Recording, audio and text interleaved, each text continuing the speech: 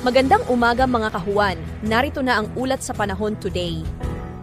Magandang umaga Pilipinas, narito ang latest sa lagay po ng ating panahon.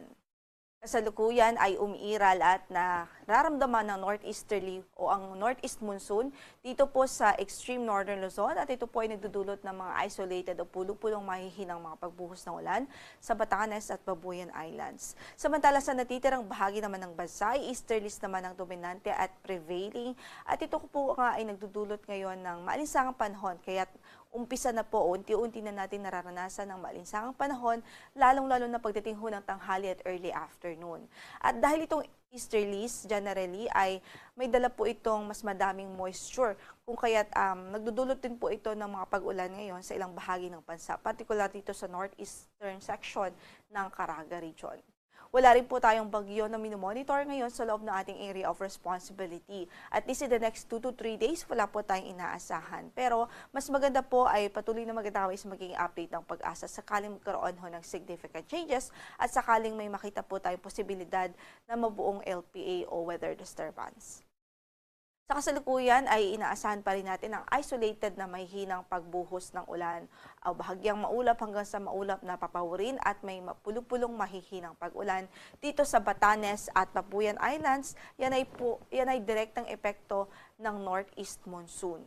Samantala sa natitirang bahagi ng Luzon, including Metro Manila, bahagyang maulap hanggang sa maulap ang papawirin at kung may mga pag-ulan man ay daglian lamang po ito, mga isolated cases at mga localized thunderstorms po ito.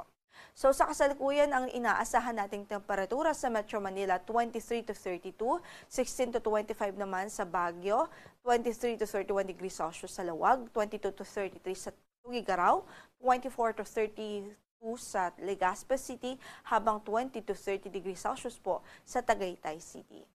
Samantala, dito nga po sa Surigao del Norte, Surigao del Sur at maging sa Dinagat Islands, asahan pa rin ho natin ang maulap na papawirin at mataas na tsansa ng mga kalat-kalat na pagulan at pagkidlat magkulog dahil sa direktang epekto ng easterlies.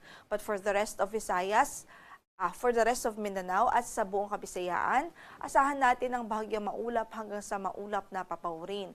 At mataas po yung tsansa ng isolated o pulo-pulong mga thunderstorms, especially po sa early afternoon hanggang gabi. Sa kasalukuyan ng ating temperatura sa Tacloban, 25 to 31 degrees Celsius ang inaasahang magiging agwat sa maghapong ito. Sa Cagayan de Oro naman ay 25 to 31 degrees Celsius, 25 to 33 sa Davao City. Sa Zamboanga naman ay 25 to 33 degrees Celsius, 25 to 32 sa Cebu.